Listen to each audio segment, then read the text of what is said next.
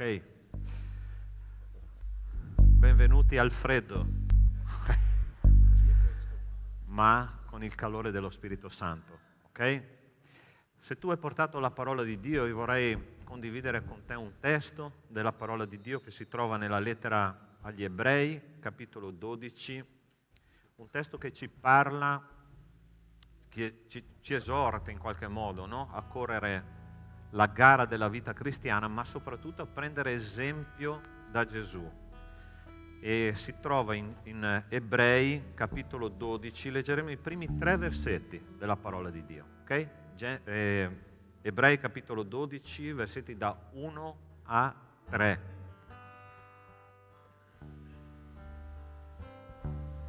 Ok? Prendiamo un posto, intanto. Dice così la parola di Dio. Anche voi dunque, poiché siamo circondati da una così grande schiera di testimoni, deponiamo ogni peso e il peccato che così facilmente ci avvolge e corriamo con perseveranza la gara che ci è proposta, fissando lo sguardo su Gesù, colui che crea la fede e la rende perfetta. Per la gioia che gli era posta dinanzi, egli sopportò la croce, disprezzando l'infamia, e si è seduto alla destra di Dio. Considerate perciò colui che ha sopportato una simile ostilità contro la sua persona da parte dei peccatori, affinché non vi stanchiate perdendovi d'animo. Se c'è una cosa che rallenta la corsa, cammino di un cristiano, sono i problemi della vita, no? A volte la vita è molto esigente con noi e quando noi cominciamo a affrontare i problemi della vita, noi ci dimentichiamo che Dio ha una visione da realizzare nella nostra vita, no? E il Signore dice questa mattina: non stancatevi, guardate l'esempio di Cristo. Ossia, io non so se tu conosci una vita più tribolata che non sia quella di Cristo. Ossia, Cristo ha affrontato problemi su problemi, su problemi, su problemi, ma lui aveva una caratteristica, che in mezzo ai problemi lui teneva lo sguardo fisso sull'obiettivo. Ossia, perché Gesù ha vinto sulle questioni della vita? Perché lui aveva lo sguardo fisso. Qual era il suo obiettivo? Onorare, glorificare e benedire il nome del suo Padre, il Signore, ok? Posso dirti una cosa, un segreto che ho imparato durante la vita cristiana: i problemi non sono un ostacolo alla vita cristiana, ma sono un mezzo per arrivare a una maturità più grande, ok? E quindi quando arriverà il problema nella tua vita, tu non devi distrarti, devi continuare ad andare avanti e il Signore vuole che tu passi per quella difficoltà affinché la tua spiritualità cominci a crescere, cominci a maturare, a mettere più radici più a fondo. Ok? Io ti invito ad alzarti in piedi e a pregare insieme a me questa mattina, perché so che ciascuno di voi che è arrivato qua, io compreso, no?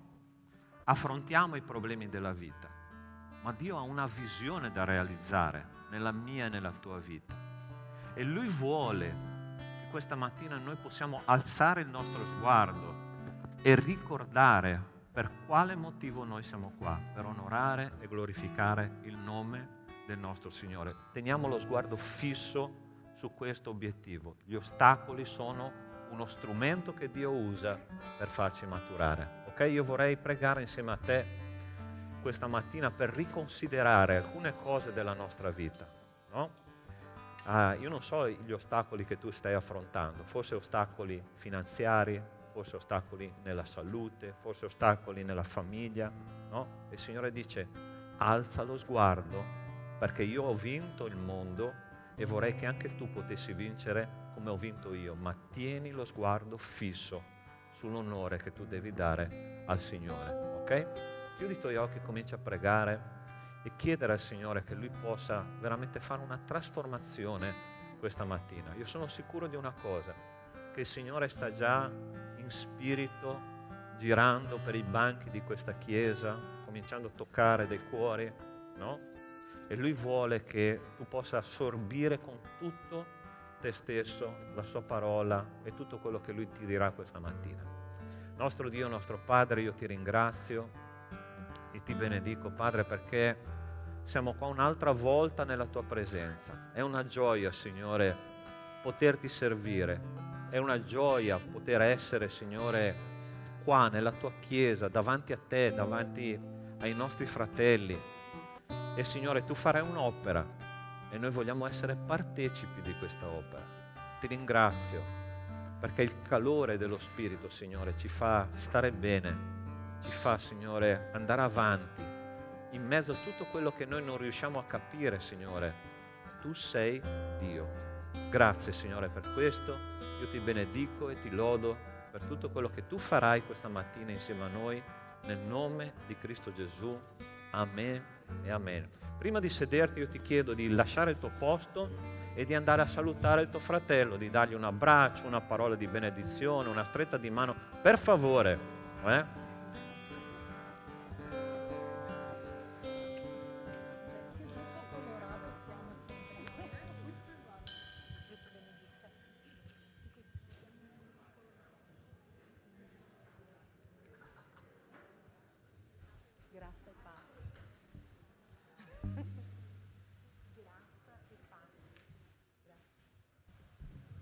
Amém, glória a te, Senhor. E ogni domenica, no? Noi abbiamo l'opportunità di lodare il Signore. Sai che tante volte, no, io penso, tante persone vengono per assistere il culto. Assistere il culto, anche quelli che sono a casa stanno assistendo il culto. Tanti assistono il culto. Ma per assistere tu puoi non muoverti, basta guardare. L'opportunità, se lo Spirito Santo di Dio ti ha mosso per uscire dalla tua casa, no, con il freddo, venire qua a partecipare insieme all'assemblea, no, insieme ai fratelli, vuol dire che tu devi rendere il culto al Signore, tu devi partecipare a questo culto, non soltanto assistere. Amen?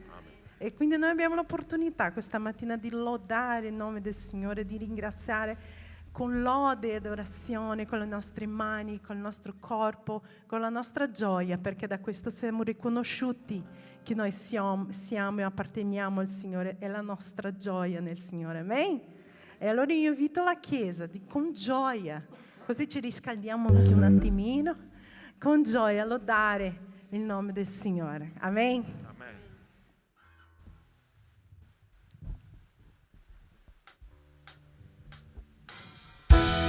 Noi lodiamo te, Signore, perché solo tu sei degno di ogni lode e onore.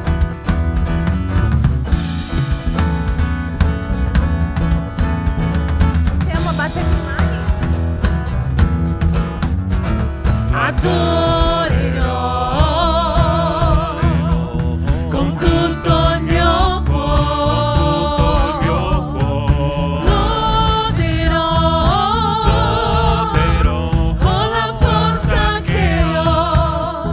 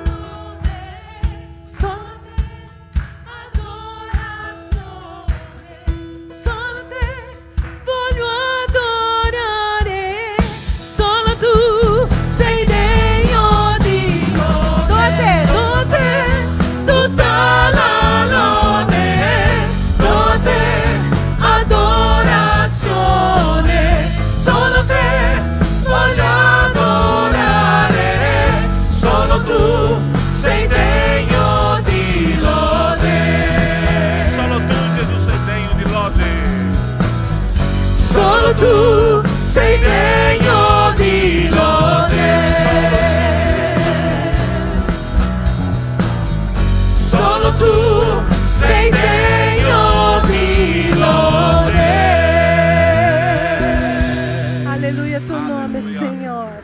Oh, gloria.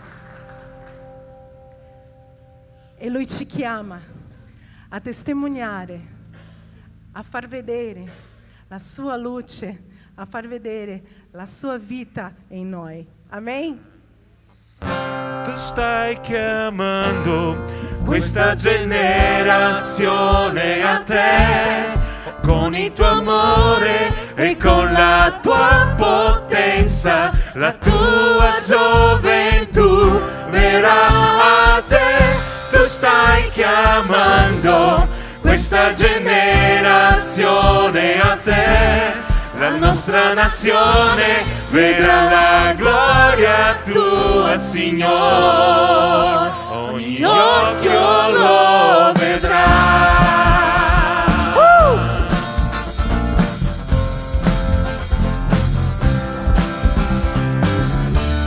Spirito Santo, il tuo fuoco brucia in noi. Stiamo vivendo per fare ciò che vuoi. Tu sei Signore, ovunque noi andremo a proclamare il potente Vangelo, glorioso Vangelo. Tu stai chiamando questa generazione a te, con il tuo amore e con la tua potenza, la tua gioventù verrà a te. Tu stai chiamando questa generazione a te, la nostra nazione vedrà la gloria tua, Signore. Ogni occhio lo vedrà.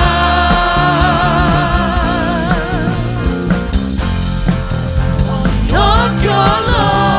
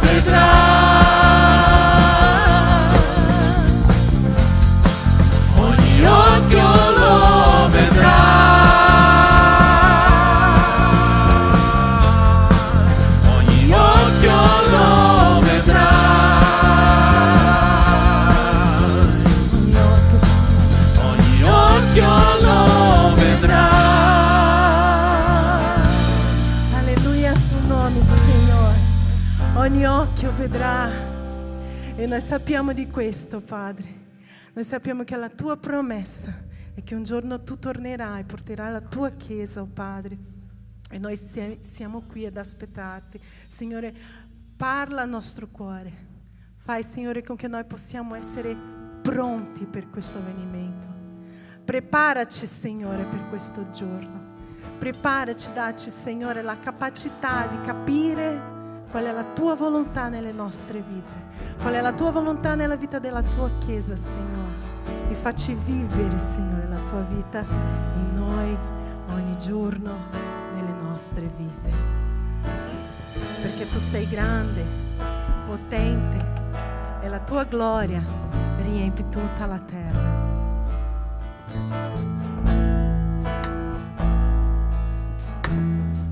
Lodiamo il nome del Signore.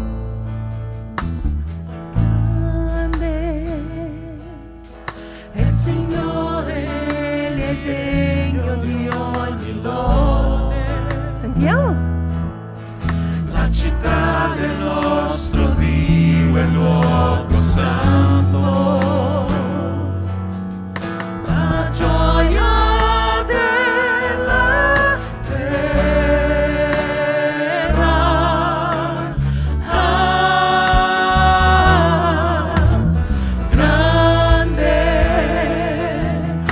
Signore, noi abbiamo la vittoria. E da Lui prendiamo forza per la vita. Noi ci prostiamo a Lui.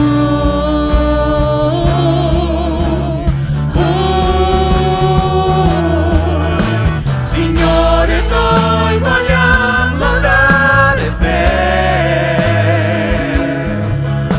vogliamo ringraziarti per le opere che hai fatto. Noi ora confidiamo nel tuo amore, perché soltanto tu, eterno, regni in terra e in cielo, sei re.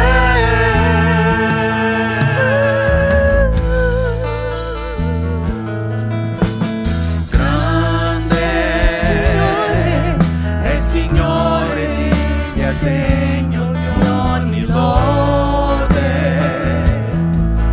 la città del nostro Dio è il luogo santo,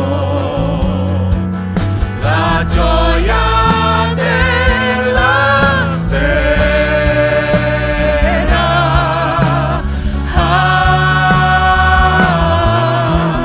Grande Signore, è il Signore in Lui abbiamo la vittoria. E da Lui prendiamo forza per la vita. Noi ci prostiamo a Lui.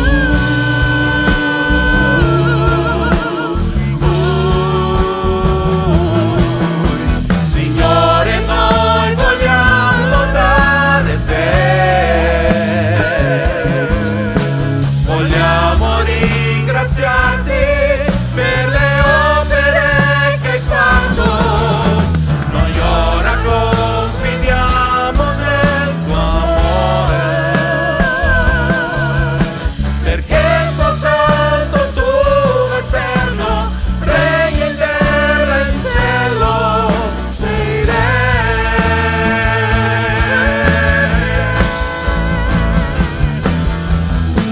Signore, noi vogliamo dare te. Vogliamo ringraziarti per le opere che hai fatto. Noi ora confidiamo nel tuo amore, perché soltanto tu, eterno, regni in terra e in cielo. Perché soltanto tu, eterno, regni sulle nostre vite, Signore. Perché soltanto tu, eterno,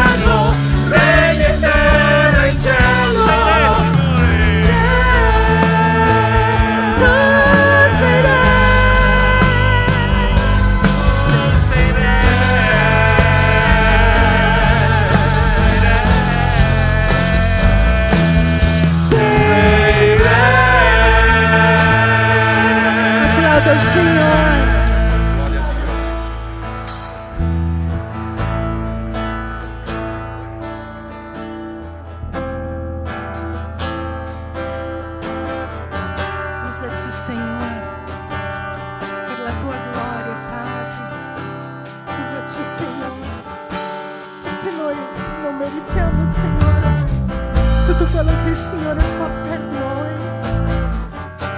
Ma noi, Signore, non abbiamo altro, Signore, che le nostre vite consegnate davanti al tuo altare. E noi vogliamo, Signore, che tu possa parlare tramite le nostre vite, Signore. Voglio essere come un vaso nelle tue mani. Voglio essere come un giardino curato da te. Voglio essere dipendente, dipendente dal tuo amore.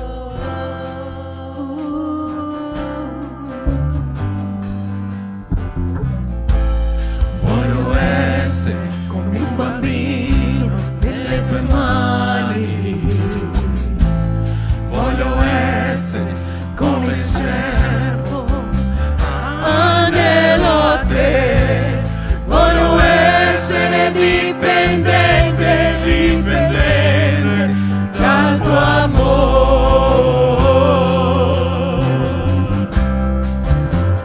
Totalmente tuo, Gesù. Totalmente tuo, Gesù. Totalmente tuo, Gesù. Totalmente tuo, Gesù. Totalmente tuo, Gesù. Cantiamo insieme. Voglio essere come un vaso nelle tue mani. Voglio essere come un giardino curato da te. Voglio essere dipendente, dipendente dal tuo amore.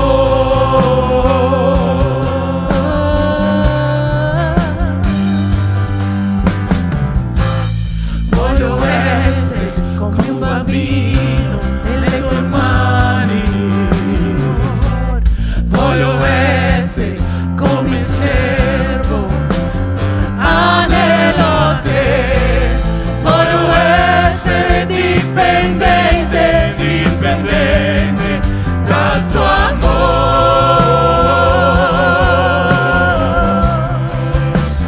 Totalmente tuo, Gesù. Totalmente tuo, Gesù. Totalmente tuo, Gesù. Totalmente tuo, Gesù. Totalmente tuo, Gesù. Solo la Chiesa. Totalmente tuo, Gesù.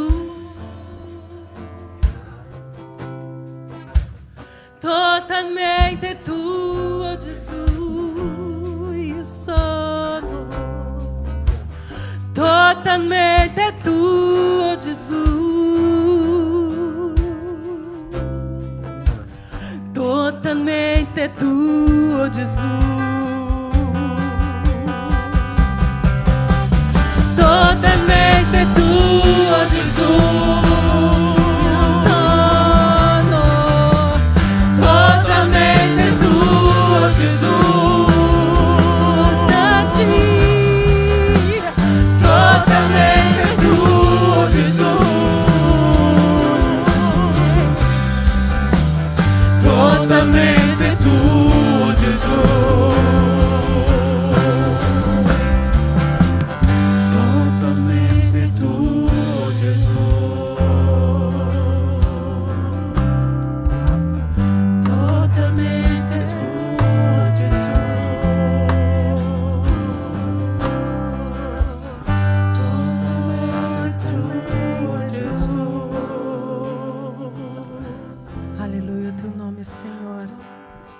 Riceve l'adorazione della tua Chiesa, oh Padre.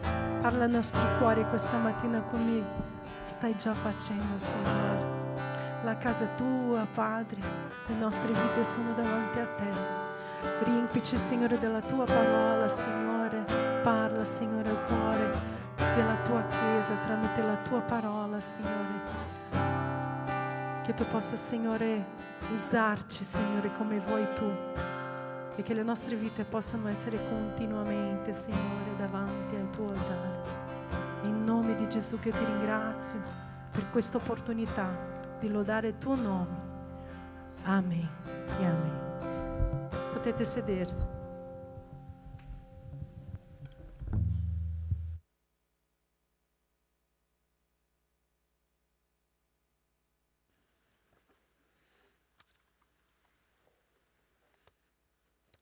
Sì. Ok. Sì. Prova. Ok, un po' più alto, Riccardo. Adesso va bene. Ok. Buongiorno signori, buongiorno a tutti. Vi ricordate del nostro amico Neemia, quello che abbiamo lasciato là a novembre, no? Abbiamo cominciato a predicare, a meditare sul libro di Neemia, questo grande uomo di Dio che ha ricevuto, no? Lui era un coppiere del re, era uno schiavo in Babilonia, e ha ricevuto notizie che il suo popolo in patria era un popolo completamente disperso. La città di Gerusalemme era distrutta e lui ha cominciato a pregare, ha detto: Signore, io voglio fare qualcosa ma non so cosa fare. E Dio gli ha dato una liberazione, no? Gli ha concesso di tornare in patria e da coppiere diventa un ingegnere edile, ossia comincia a ricostruire insieme a poche altre persone le mura di Gerusalemme e il suo lavoro comincia a avere successo, no? Perché? Perché Dio aveva una visione nella sua vita da realizzare, come ce l'ha nella nostra.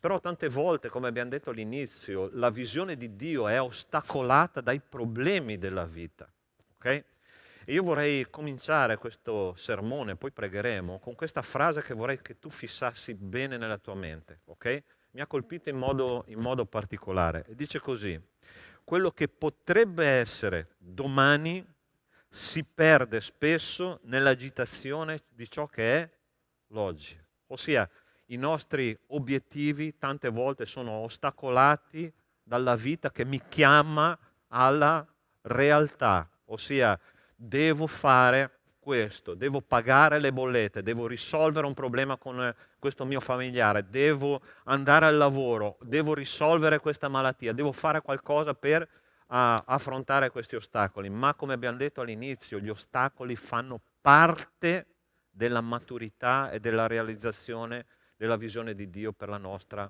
vita. Ok? È questo che deve cominciare a cambiare nella nostra mente. Io vorrei pregare prima di parlare da parte di quello che il Signore ha da dirci stamattina. Ok? Chiudi i tuoi occhi, comincia a parlare con Dio. E mentre io prego, io ti chiedo di pregare e di immaginare, realizzare nella tua mente cos'è che ti sta ostacolando nella tua mente per camminare con il Signore.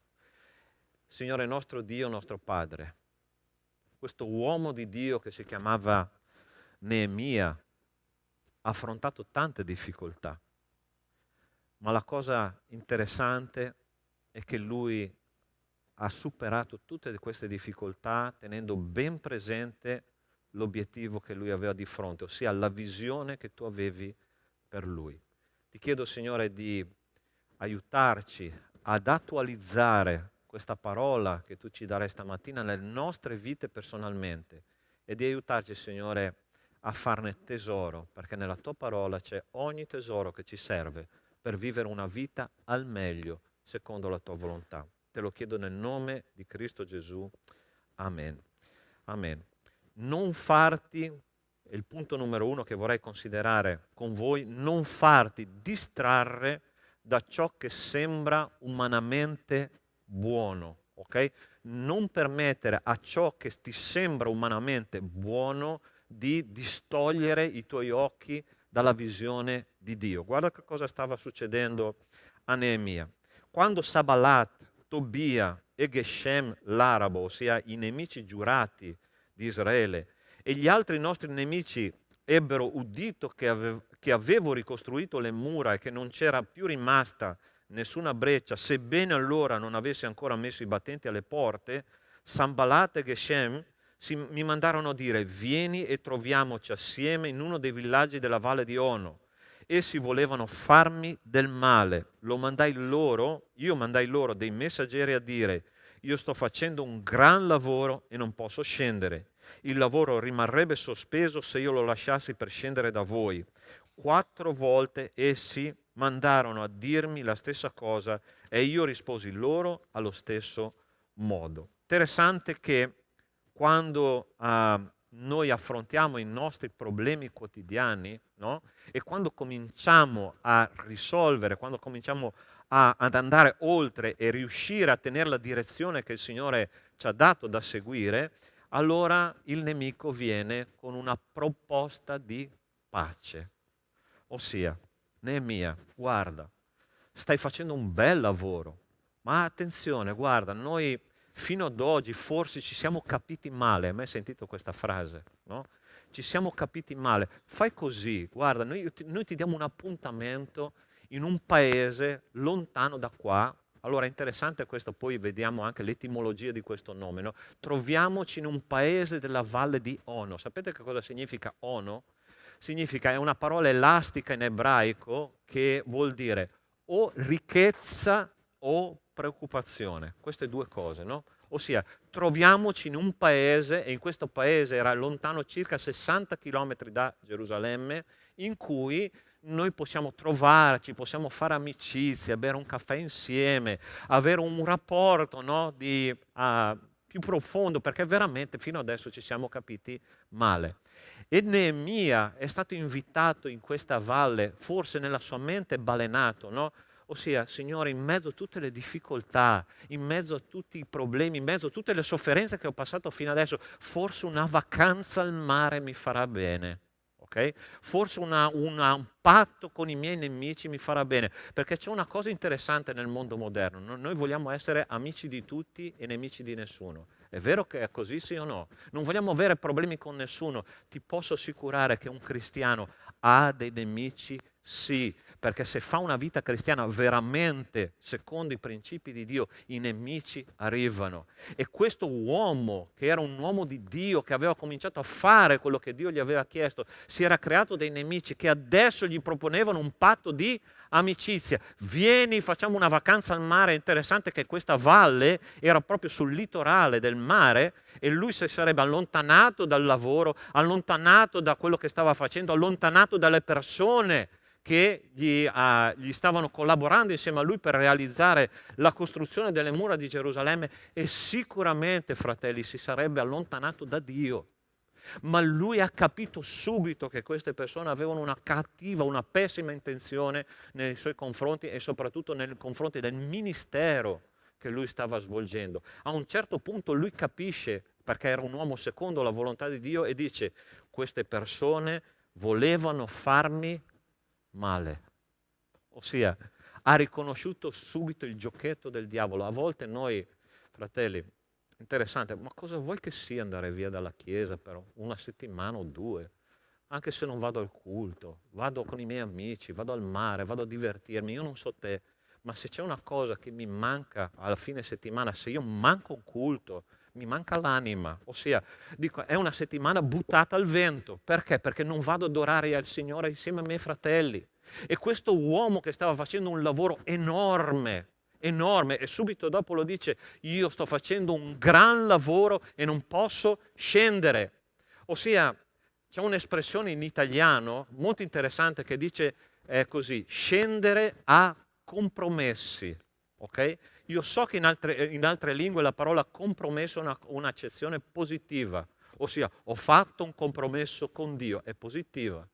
Ma in italiano fare un compromesso significa rinunciare ai propri principi morali, o almeno in parte rinunciare ai propri principi morali. E Neemia gli veniva chiesto di rinunciare, di fare un'opera che Dio gli aveva dato e rinunciare ai propri principi morali.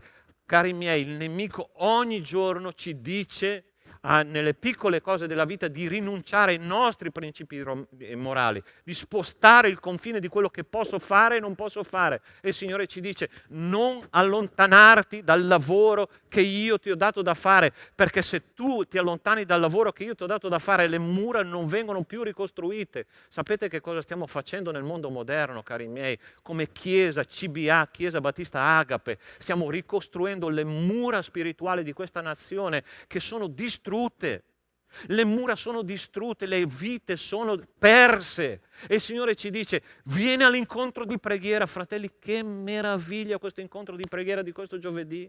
26 persone eravamo insieme a pregare il Signore, a lodare il Signore, ad adorare il Signore, a considerare quello che il Signore ci ha dato da fare. Ho detto: Signore, è questa la Chiesa che io riconosco, è questa la Chiesa che io desidero, è questa la Chiesa che farà la differenza nel mondo moderno. Ma noi non dobbiamo allontanarci dalle cose che Dio ci ha dato da fare. Dobbiamo pregare insieme, dobbiamo studiare insieme la parola di Dio, dobbiamo testimoniare la parola di Dio agli altri che non conoscono, dobbiamo continuare nella nostra opera, non distogliere lo sguardo da quello che è umanamente buono, perché quello non solo ti allontana dalla Chiesa, ma ti allontana da Dio. E Neemia subito ha avuto quell'intelligenza spirituale di dire: io non scenderò a compromessi, continuerò a lavorare per l'opera di Dio. Dio ti ha dato qualcosa da fare per il bene del popolo dove tu abiti. Sai questo, sì o no? Riconosci che Dio ti ha dato un compito. Se io manca tanto. C'è quel detto, no? Che dice: ma se Dio non userà te, userà qualcun altro. E sai che questo è vero in parte. Ti ricordi la storia di Giona? Quando Dio gli ha detto: io voglio che tu vada a Ninive a portare la parola di Dio ai niniviti che non sanno la differenza tra la loro destra e la loro sinistra. E il Signore l'ha lasciato andare, vero? Vero o no? No? Ok, Giona, vuoi andare? E io ti mando una tempesta. Giona, vuoi andare? Io ti butto nella bocca del pesce. Giona, vuoi andare? Io ti faccio vomitare dal pesce sulla spiaggia. Che schifo. Tu vuoi andare? Ok, allora ti mando un problemino nella tua vita in modo che tu ti renda conto che la tua barca è un po' instabile nella tempesta, è vero o no? E tu ti metti la mano nella testa, nei capelli e dici: Signore, dove sei? E il Signore dice: no, dove sei tu? Stai capendo quello che ti dico? Il Signore dice: dove sei? Ti ricordi che cosa ha detto lui ad Adamo quando ha peccato? Come se Dio non sapesse dove Adamo era. No? Adamo, dove sei? Il Signore lo sapeva dove era, ma voleva che anche Adamo si rendesse conto dove era. Alessandro, dove sei? Signore, questa volta l'ho combinata grossa, mi sono allontanato da te. Torna alla tua opera, torna a mettere mattone sopra mattone, torna all'incontro di preghiera, torna negli studi biblici, torna, perché è lì che io costruisco la città che avrà un destino eterno. Non farti distrarre dalle cose di questa vita, non allontanarti dalla Chiesa di Dio, perché là c'è la brace. Tu sai che una brace fuori dal fuoco si raffredda, vero o no? Non farti allontanare dalle cose che ti sembrano con gli occhi buone. Questo è buono per me. Mi ricordo una storia. Quel frutto mi sembra buono. Che buono che è quel frutto. Marito, assaggia questo frutto perché è buonissimo. Ti ricorda qualcosa? E subito dopo si sono accorti di essere nudi. Hai mai visto un cristiano disperato? Ne ho visti tanti nella mia storia ecclesiastica. Sai perché? Perché dopo che hanno peccato, dopo che si sono allontanati dall'opera di Dio, si sono sentiti nudi, disperati. Ho detto: Signore, come la disperazione può entrare nella testa di un cristiano? Semplicemente perché ti sei allontanato dal tuo Signore, dal tuo pastore, da colui che ti guida ogni giorno. Non allontanarti, non farti distrarre da ciò che umanamente sembra buono, stai vicino al Signore, stai vicino alla Chiesa, stai vicino all'opera di Dio, tirati sulle maniche come hanno fatto il tempo di Neemia, perché l'opera da fare è tanta. Sai una cosa che mi piace tantissimo di Gesù? È che lui trovava una soluzione per ogni problema, a differenza di alcuni che trovano un problema per ogni soluzione. Lui ha visto l'ultima cena un problema, i miei discepoli hanno i piedi sporchi, io cosa faccio? Mi alzo da tavola, lascio lì la mia cena e comincio a lavare i piedi ai miei discepoli. Un servo di Dio non ha tempo di criticare. Un servo di Dio non ha tempo di andare fuori a fare delle cose, perché si impegna nell'opera di Dio, perché vede dei problemi a cui bisogna portare una soluzione. Dio vuole usare te. Dio vuole usare te. Tu non sei il problema, sei la soluzione che Dio vuole usare. Hai capito? Tu sei la soluzione che Dio vuole usare, ma tu devi dare l'ok al Signore, altrimenti ci pensa Lui. Altrimenti ti mette in una tempesta e il Signore dirà: ok, hai capito che senza di me non puoi fare niente.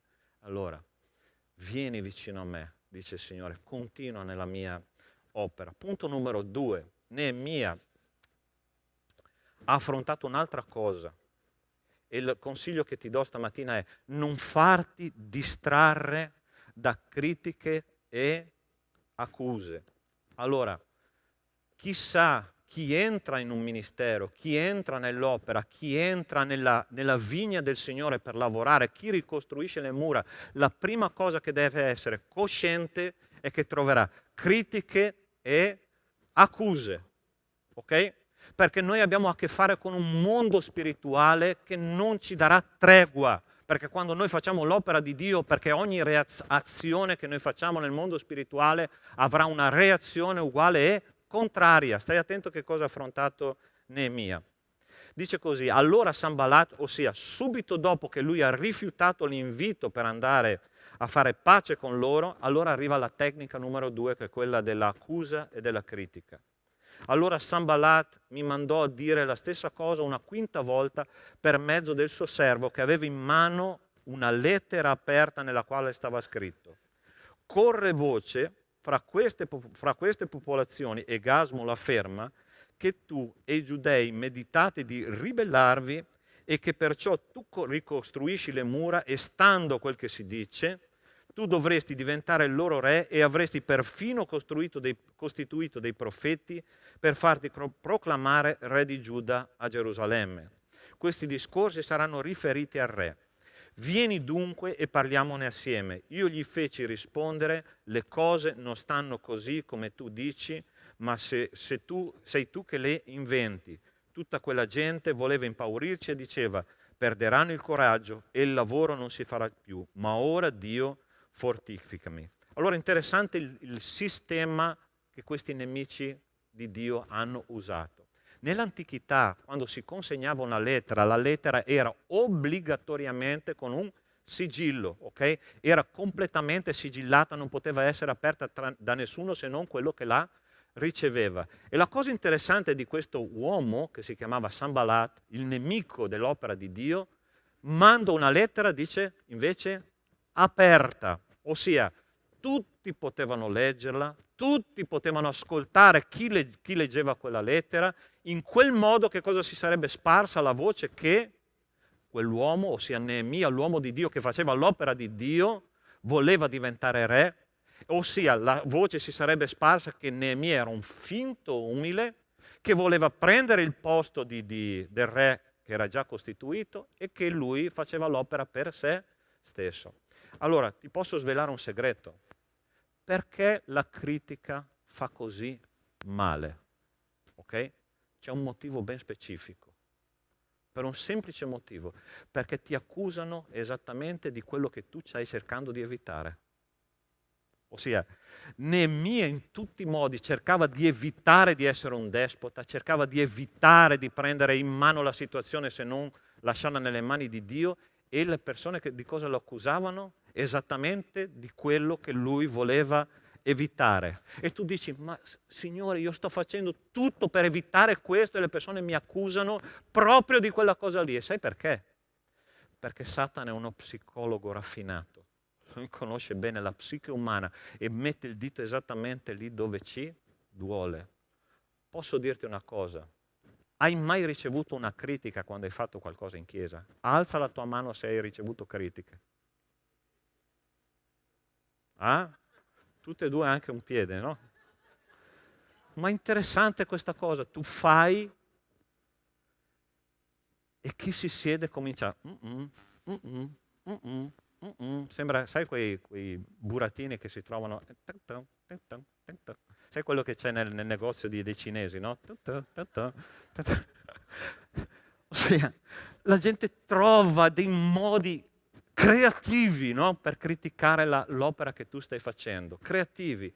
E tu dentro di te dici, ma perché succede questo? Perché succede questo? Il perché è molto semplice, ossia perché tu stai facendo un'opera da parte di Dio, l'azione spirituale entra nel mondo spirituale e il nemico reagisce a quello che tu stai facendo. È così che funziona, fratelli. Ma è interessante come reagisce Neemia a questa situazione e dice, le cose non stanno così come tu dici. Le cose non stanno così come tu dici, ossia lui riconosce che è un problema del suo nemico, non è un problema suo, riconosce una bugia. Fratelli, posso dire una cosa a cuore aperto, ok? Abbiamo fatto un campeggio dove i nostri giovani hanno rivoluzionato la loro vita, ok? E una cosa di cui abbiamo parlato costantemente in questo campeggio è di cercare di mettere una guardia nella propria mente, perché la mente è il primo campo di battaglia che il nemico usa. Se lui riesce a seminare un pensiero nella tua mente, quel pensiero diventa azione e quell'azione diventa distruttiva nella vita di un cristiano. Okay? Parte tutto da qua.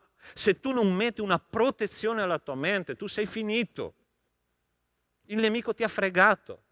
Neemia era un uomo sensibile, ha detto, questa è una bugia, nessuno può accusarmi di questo perché il mio spirito non è questo. Noi cominciamo, se non riconosciamo questo, cominciamo a fare un'introspezione morbosa nella nostra anima, andare a cercare dei sentimenti, delle motivazioni che non esistono e lì il nemico ha già vinto. Ma noi dobbiamo dire, questo non è vero perché la parola di Dio dice così. E il Signore è interessante come fa con Neemia. Dice, Signore, dammi forza per andare avanti. Ossia, fortifica, come dice qua la parola esatta,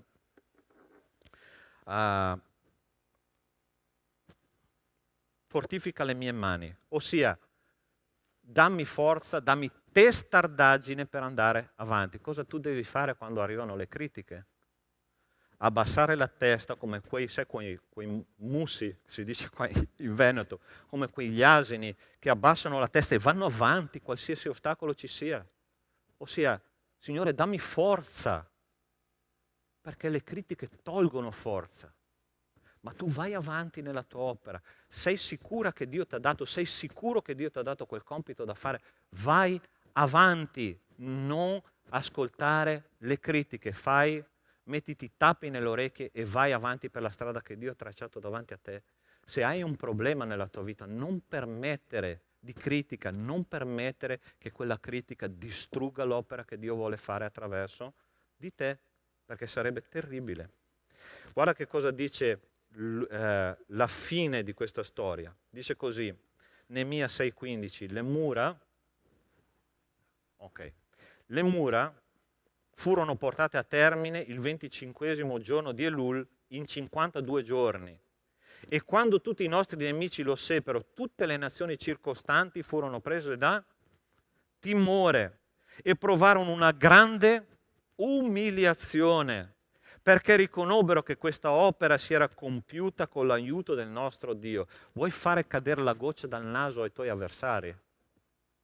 Vai avanti per la tua strada, continua a fare l'opera che Dio ti ha dato da fare. A un certo punto loro saranno umiliati e saranno costretti a dire, come è successo qua con Neemia, quest'opera era impossibile, ma quell'uomo ha ascoltato la voce di Dio e Dio è intervenuto.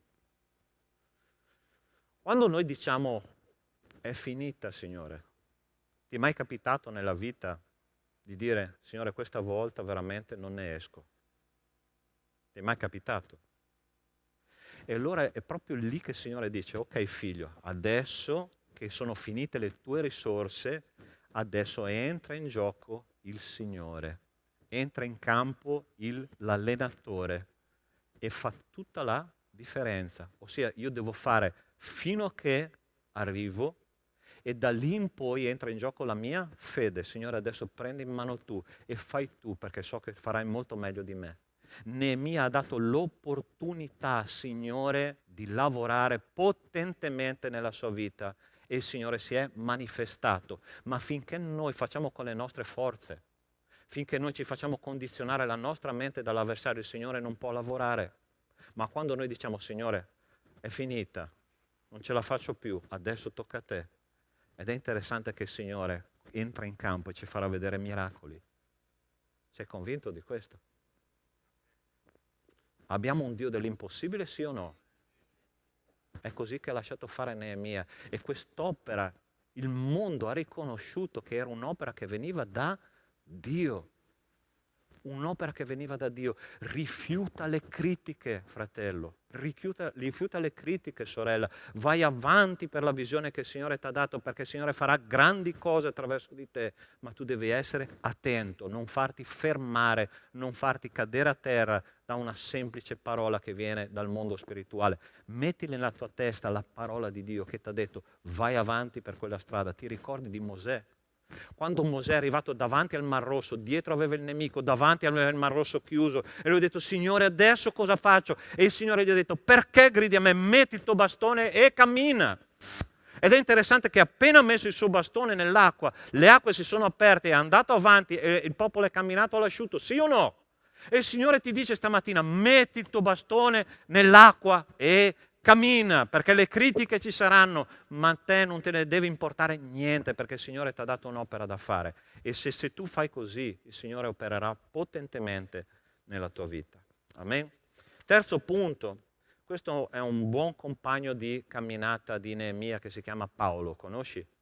Un uomo di nome Paolo Apostolo, sì? Ti ricordi di lui? Gente, non fatemi preoccupare, ok? Perché se non vi ricordate di Paolo, ok. Bravo, ok, adesso comincio a respirare un po', grazie Marcello. Ok, perché è un uomo che ha un'esperienza abbastanza simile, no? E l'ho messo insieme all'esperienza di Neemia. Terzo punto, non farti distrarre da situazioni che sembrano bloccarti, ma che promuovono la visione di Dio. Questa è fantastica. Attenzione che qua dobbiamo fare una meditazione veramente profonda. Paolo Apostolo stava viaggiando per andare verso una regione che si chiama Galazia e racconta così gli Atti degli Apostoli. Poi attraversarono la Frigia e la regione della Galazia, essendogli stato impedito, guarda che cosa dice qua, dallo Spirito Santo di annunciare la parola in Asia. E giunti ai confini della Misia cercavano di andare in Bitinia, ma lo Spirito di Gesù non lo permise loro e oltrepassata la Misia discesero a Troas. Paolo ebbe durante la notte una visione, un macedone gli stava davanti e lo pregava dicendo passa in Macedonia e soccorreci. Appena ebbe avuta quella visione, cercammo subito di partire per la Macedonia, convinti che Dio ci aveva chiamati là ad annunciare loro il Vangelo. Sta attento qua perché è importante che capiamo il contesto, ok? Paolo Apostolo era già al secondo viaggio missionario, va bene? Quindi aveva già un'esperienza alle spalle con Dio non indifferente, aveva già viaggiato per alcuni anni. E adesso lui, guardando alla sua esperienza passata, tutte le volte che lui arrivava in una città, che cosa succedeva? Succedeva il finimondo, ossia a un certo punto Atti degli Apostoli dice che lui arriva in una città e i cittadini dicono quelli che sconvolgono il mondo sono arrivati, ossia lui andava in una sinagoga, andava nelle piazze della città, migliaia di persone lo ascoltavano e lui sconvolgeva il mondo spirituale dove lui arrivava, ossia Paolo amava i grandi pulpiti, 2-3 mila persone, quelli che erano, ma tantissime persone lo ascoltavano, no? A un certo punto lui decide di andare in Asia, ok? Asia, c'erano delle città grandissime Efeso, Smirne, Filadelfia, Pergamo, eccetera, eccetera. Un sacco di città con dei pulpiti meravigliosi, delle città affollatissime dove lui poteva fare migliaia e migliaia di proseliti e predicare la parola di Dio a folle immense. A un certo punto il Signore gli dice: no, non è lì che tu devi andare, è da un'altra parte. E la parola di Dio dice che lo Spirito Santo gli ha impedito. Allora, sta attento a cosa ti dico adesso. Non è sempre Satana che impedisce il lavoro di Dio, ok? A volte è Dio che ci dà degli stop e ci dice: ferma, non è qua che tu devi andare, perché tu devi andare da un'altra parte. Ed è interessante che Paolo aveva esperienza con Dio, ma insisteva. Per 2 volte il Signore gli ha detto: no, no qua, di là. E sai dove lui viene mandato? Se tu vai al capitolo successivo, lui va in una città di nome Filippi. E quando arriva a Filippi, la prima cosa che Paolo nota è che prima di tutto non c'è una sinagoga dove poter andare a predicare. Ok, non c'è un posto, non c'è un pulpito. Cosa faccio? Signore, perché mi hai mandato qua? E lui va lungo il fiume e trova una donna di nome Lidia, dice la parola di Dio, no? Una donna di nome Lidia. È l'unica donna che in quel posto ha aperto il cuore al Vangelo. L'unica. Io non so se nella mente di Paolo è passata questa cosa. Signore, ma io sono abituato ai grandi pulpiti. Io sono abituato a 2-3 mila persone che mi ascoltano. Io sono abituato a ricevere folle oceaniche che vogliono sapere da me, il dottore della legge, che cos'è il Vangelo. E il Signore dice: Paolo, vola basso. Adesso fa quello che io ti dico, perché è importante che tu vada lì, esattamente dove io ti dico. E subito dopo che lui ha evangelizzato una persona, la parola di Dio dice che lui viene preso, imprigionato e cacciato nella prigione più buia che esistesse. Signore, c'è qualcosa che non funziona. Ma come? Mi hai impedito di andare di là e fare 3.000 convertiti, adesso mi mandi di qua, oltre che averne convertito solo una, adesso mi mandi in prigione. C'è qualcosa che non funziona. Ma la parola di Dio ci dice: hai mai letto la lettera ai Filippesi? La lettera ai Filippesi è la lettera nel Nuovo Testamento più bella che ci sia nella parola di Dio, perché è la chiesa della gioia. Da un carceriere che poi si convertirà e una donna commerciante, queste 2 persone si mettono insieme e cominciano a fare fiorire una chiesa che sarebbe stata una chiesa meravigliosa lungo tutta la storia della chiesa. La chiesa di Filippi ha fornito dei vescovi importantissimi nella storia della chiesa alla chiesa primitiva. Ossia, il Signore sa dove investire la sua opera, è vero o no? Ma a volte noi ci facciamo prendere da questa situazione: devo fare grandi cose per il Signore. E il Signore dice: vola basso, intanto investi in una persona, intanto investi in 2 persone che faranno una grande differenza nella storia della Chiesa. Caro mio, io mi ricordo una preghiera che ho fatto all'inizio della mia conversione. Ho detto: Signore, io sono qua nella tua Chiesa, fammi fare qualsiasi cosa, anche spazzare la porta d'ingresso, ma fammi fare qualcosa, perché io voglio essere partecipe dell'opera che tu stai facendo. E ho cominciato proprio da lì. Sapete fare cosa? Spazzare. Un giorno dopo, tanti anni dopo, circa 20 anni dopo, il Signore mi ha chiamato al ministero, mi ha detto: vieni, adesso è il momento, perché hai imparato a volare? Hai capito la differenza? Gesù lasciava le folle oceaniche per andare a guadagnare l'indemoniato di Gerasa.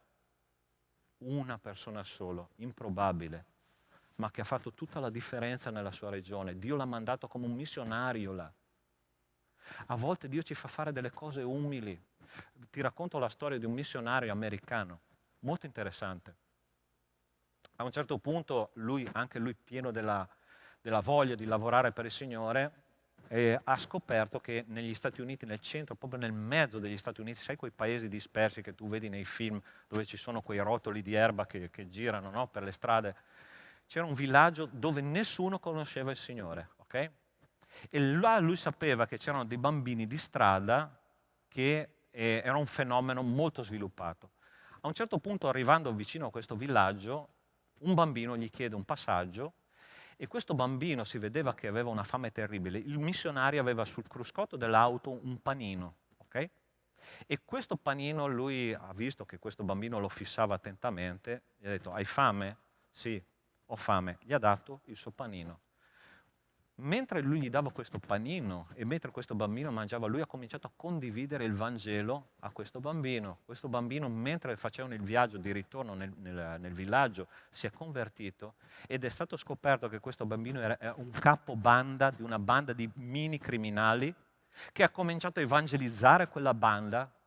Quella banda ha fatto pace con un'altra banda rivale. Hanno cominciato a predicarsi a vicenda il Vangelo, si sono convertiti i bambini hanno portato il Vangelo alla famiglia e le famiglie si sono convertite e quel villaggio è diventato un modello di cristianità ancora oggi fisso e di punto di riferimento negli Stati Uniti. Gente, a volte serve un panino.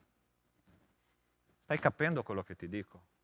Non farti distrarre dai grandi progetti di Dio, perché a volte sono progetti che vengono solo dalla nostra testa. Noi dobbiamo investire in cose umili per la gloria del Signore. E poi il Signore, sai cosa fa? Non ha bisogno di grandi cose, ha bisogno di persone che moltiplicano il lavoro che Lui fa. La moltiplicazione dei pani e dei pesci. Portami quello che tu hai. Pastore, ho poco tempo. Quel tempo che tu hai, dedicalo alle cose di Dio. Vedrai che Dio moltiplica. Ho poca energia. Io vi posso assicurare che dopo i 58 anni, come ho, mangiare una pizza col salamino alla sera fa la sua differenza, ok? Quando ero ragazzino, a 20 anni, ne potevo mangiare 3, andare a letto e svegliarmi alle 3 del pomeriggio dopo. Oggi, un cracker integrale, no?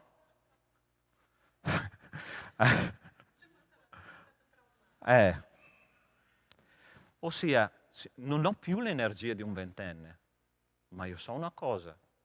Signore, dammi quello che tu hai da fare per me, con le energie tue, perché dove finiscono le mie capacità inizia la mia fede.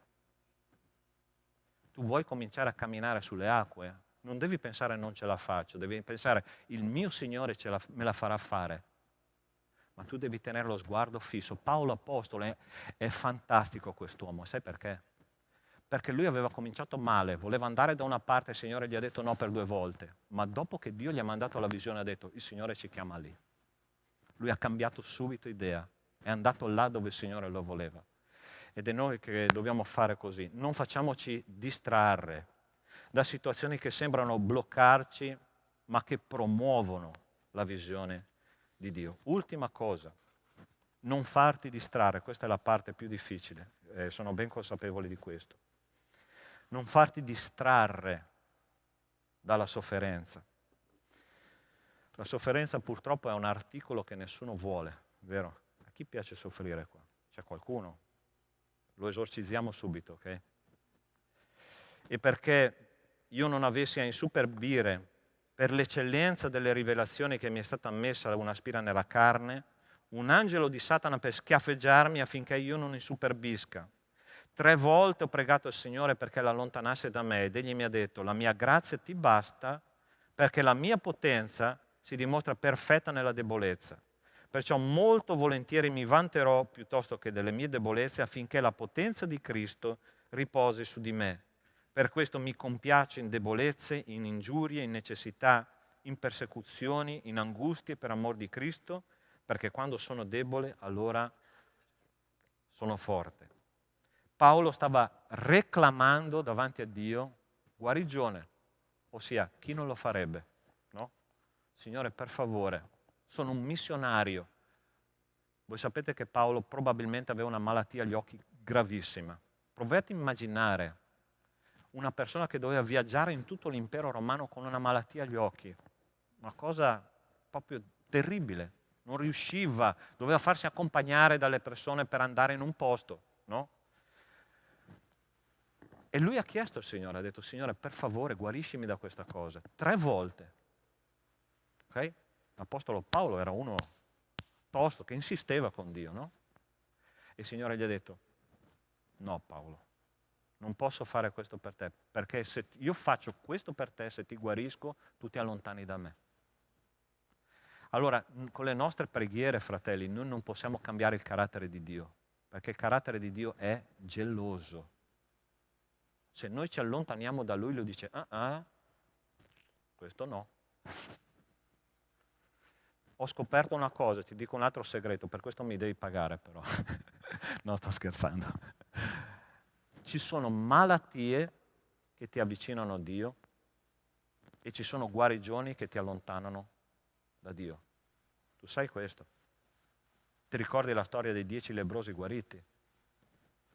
Dio guarisce, Gesù guarisce i 10 lebbrosi e 9 si allontanano da Lui e 1 solo torna. Paolo Apostolo ha una malattia e a un certo punto chiede: Signore, toglimela, e Lui dice: no, perché altrimenti ti allontani da me. E allora Paolo che cosa fa? Approfitta del problema e dice: ok, visto che la cosa non cambierà, allora io approfitto della cosa, ossia la malattia che io ho sarà un modo in cui io mi indebolirò, ma nel momento in cui io mi indebolisco il Signore è potente in me, io predicherò delle cose che neanche stanno in cielo. Perché? Perché non ci sono più io, ma è Cristo che vive in me. Quando noi soffriamo, fratelli, c'è una cosa interessante, che il nostro ego è cosciente della propria fragilità e debolezza. Ed è lì che Dio si introduce e dice: adesso che tu sei fragile e debole, io posso usarti come voglio io. C'è stato un fratello poco tempo fa che mi ha detto: pastore, qua in Italia sembra che Dio vada a rallentatore, tutto funziona in modo più slow, no? Nel mio paese dove io lavoro, preghi e risolvi, preghi e risolvi, preghi e risolvi, qua preghi e non succede niente. E io ho pensato un po' prima di rispondere, no? E sai che cosa ho risposto? Non è che Dio va a rallentatore, è che Dio qua in Italia si preoccupa dei dettagli, si preoccupa delle persone singolarmente, non lavora su grandi numeri, ma lavora sulla qualità delle persone. Ed è interessante che quando Dio investe in qualità delle persone, poi il lavoro si moltiplica. Dio non vuole credenti di facciata.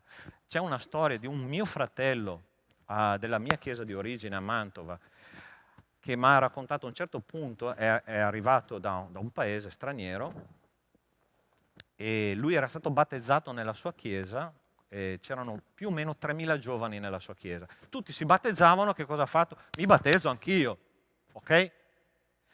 Arriva nella nostra chiesa, sente predicare il Vangelo nella nostra chiesa: pastore, adesso ho capito che cos'è il Vangelo, ho bisogno di essere ribattezzato.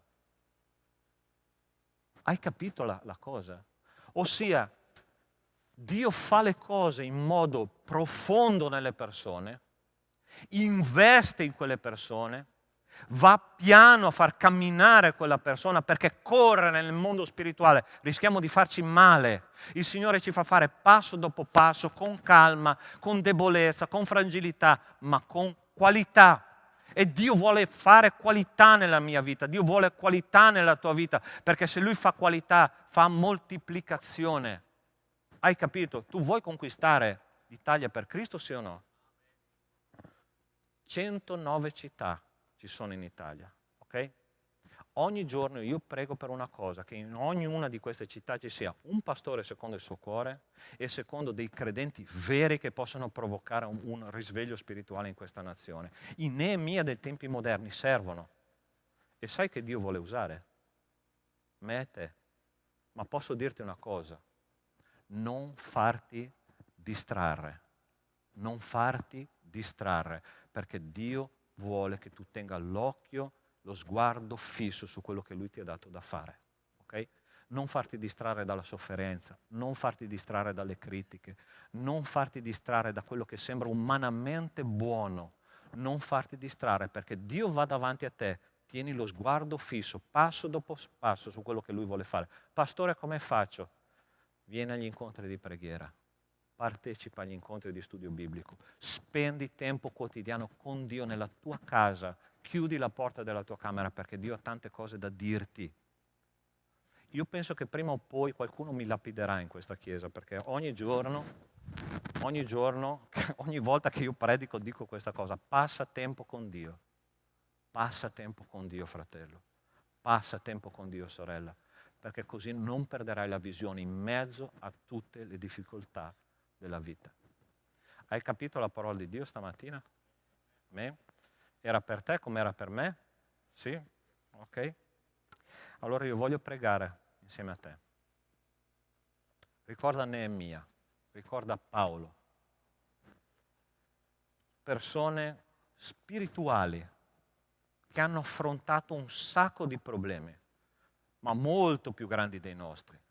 Qual era la loro caratteristica? Tenere lo sguardo su Cristo, sul Maestro che camminava di fronte a loro. Io invito già il gruppo di lode, per favore. E voglio pregare insieme a te e per te, ok?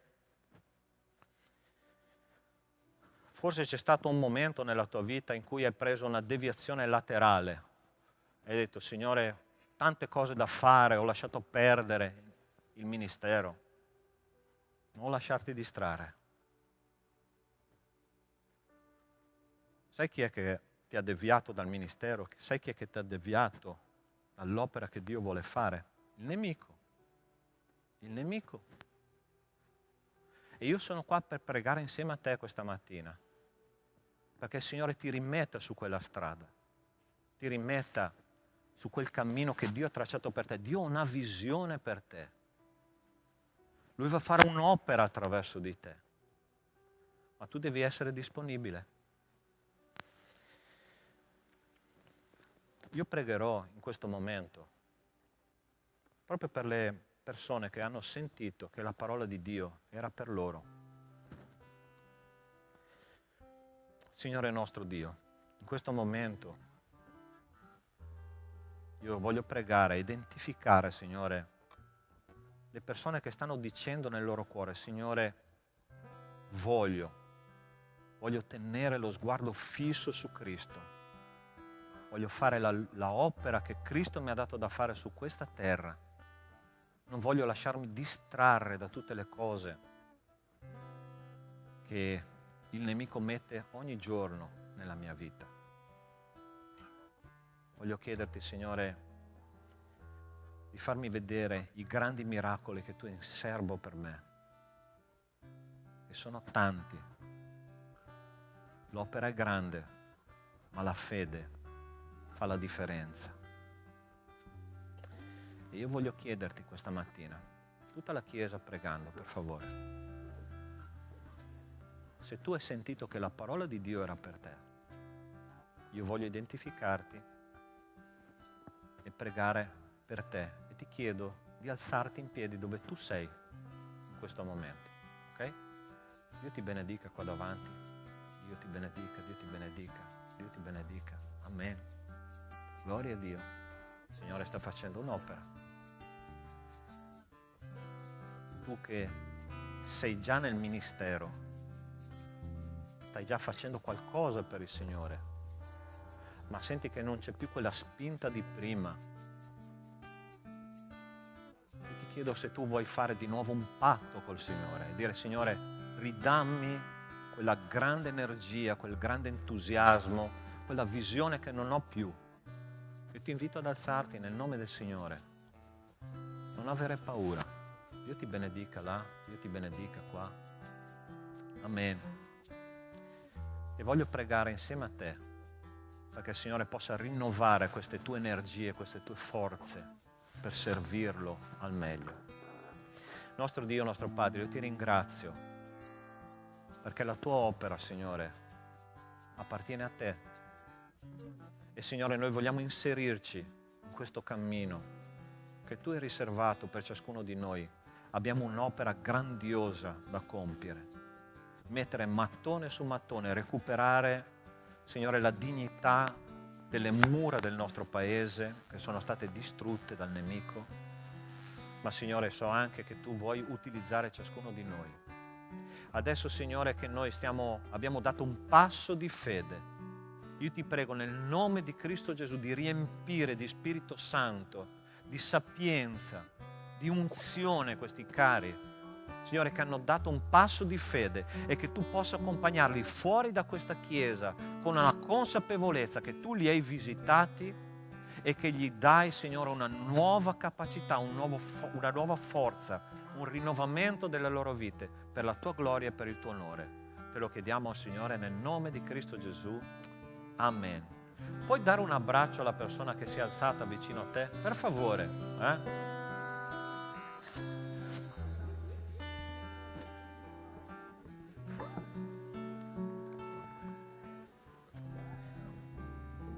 Amen. Dio benedica questa chiesa. Noi abbiamo adesso l'opportunità di donare, di dare un po' di tutto quello che il Signore ci ha dato. Noi abbiamo adesso le offerte, le decime, abbiamo anche i maialini qua per le missioni, e invito la Chiesa a lodare il nome del Signore mentre fa questo con Adorerò.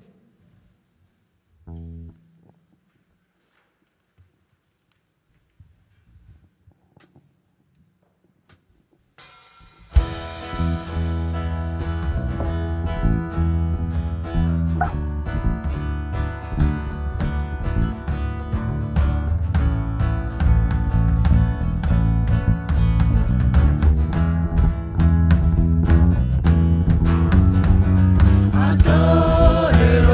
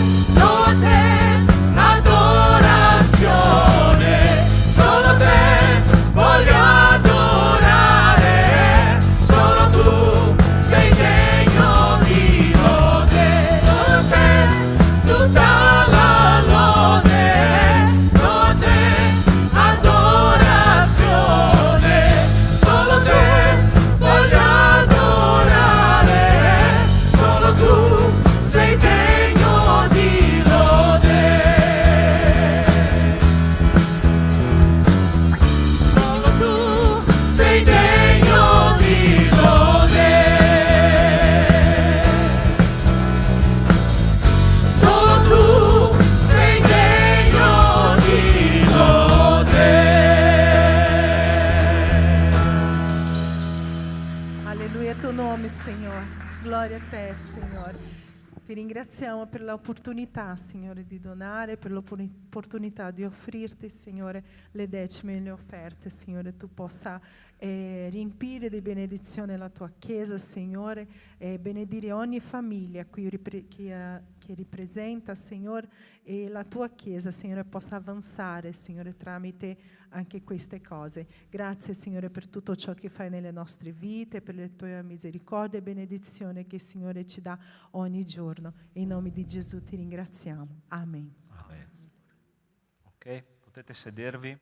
Vi rubo ancora 2 minuti per i nostri annunci. Allora, primo annuncio è un annuncio di preghiera, ok? Là in fondo, dov'è la sorella Maria, per favore? Eccola lì. Ok, lì in fondo la nostra diaconessa Maria ha in mano una lista dei nostri giovani della Chiesa, ok?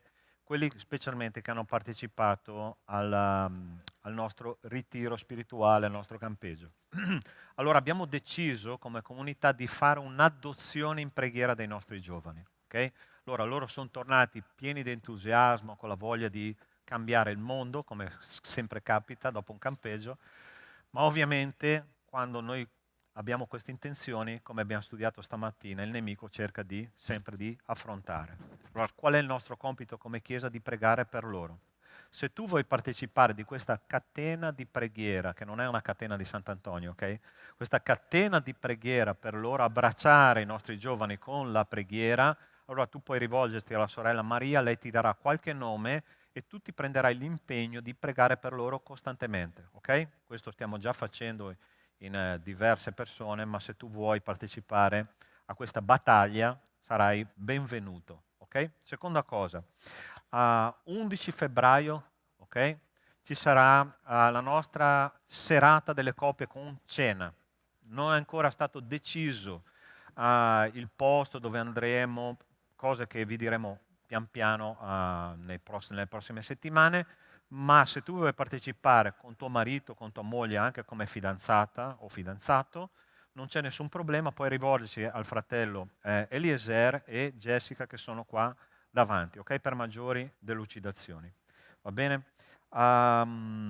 Sì, assemblea ordinaria il giorno 29 di gennaio, ok?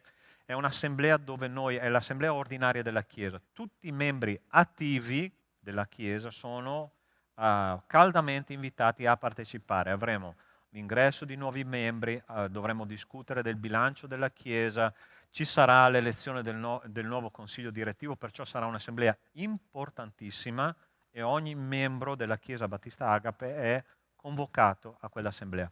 Prima convocazione ore 13:30, ok? Seconda convocazione ore 14, va bene? Dimenticato qualcosa? No, ok. Sì. L'incontro di teologia questa settimana sarà a Conegliano, perciò a Treviso torneremo fra 2 settimane, ossia il giorno, ok, fra 2 martedì, va bene? Ok, ricominciano i nostri incontri di studio di canto per il coro, questo venerdì alle ore 20:30, va bene? Quindi tutti quelli che partecipano sono invitati a tornare a esibirsi, ok? Nel nostro coro bellissimo che ha fatto tanti frutti e chi si vuole iscrivere può parlare con il maestro Rubens che da domani tornerà già qua in Italia, ok? È andato a fare una vacanza ma tornerà praticamente, non so se forse anche stasera, va bene? Nel pomeriggio. Ok, io penso di aver detto tutto. Incontro delle coppie, sì. Ok. Gente, gli annunci per me sono peggio che predicare, ok? Perché sono una roba terribile io negli annunci, ma pregate per me, per favore.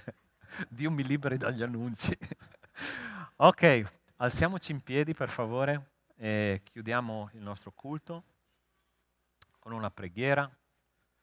Abbiamo una settimana davanti, no? Piena di sfide, ma ricordiamoci che il nostro Dio è davanti, l'unico nostro compito è tenere lo sguardo fisso su di Lui. Non facciamoci distrarre. Nostro Dio, nostro Padre, grazie per l'esperienza di culto di questa mattina. Io ti benedico, Padre, perché la tua Chiesa ha risposto alla tua parola E ti chiedo, Signore, adesso di accompagnarci in tutte le nostre sfide. C'è un'opera da fare per la tua gloria e vogliamo essere partecipi, Signore, non lasciarci fuori da niente di tutto quello che tu stai facendo. E adesso, Signore, che torneremo alle nostre case, io ti chiedo che l'amore di Dio nostro Padre, la grazia salvatrice di Cristo e le consolazioni dello Spirito di Dio con noi siano e con tutto il popolo di Dio su tutta la terra, da oggi e per sempre. Amen. Buona settimana, Dio vi benedica.